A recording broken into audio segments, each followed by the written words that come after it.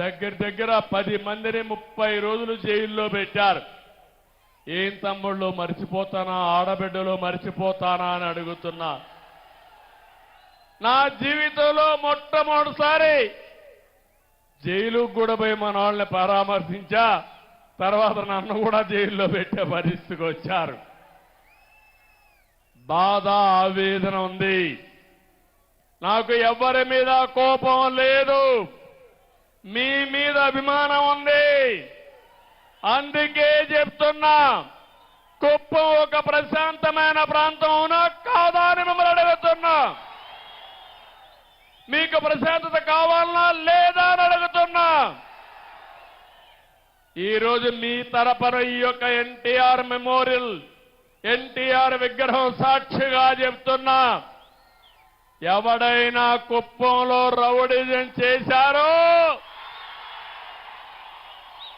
చేస్తారు. అదే కడపటి రోజు అవుతుంది, మీకు జాగ్రత్త. రౌడీజం గాని, గంజాయి గాని, అక్రమ వ్యాపారాలు గాని ఈ ప్రశాంతమైన పవిత్రమైన కుప్పంలో చేయడానికి వీలు లేదు.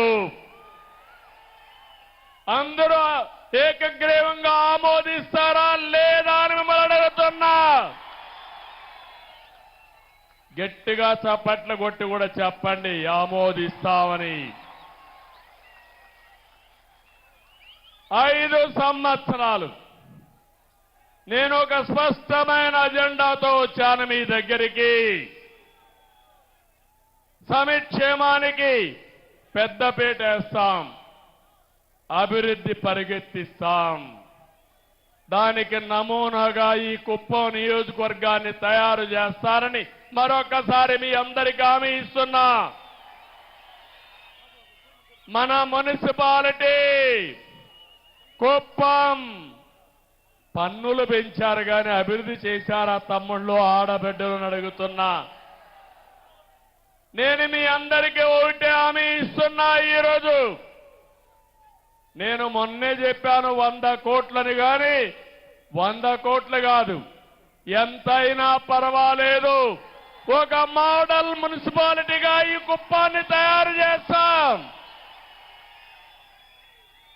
ఔటర్ రింగ్ రోడ్ వేస్తాం,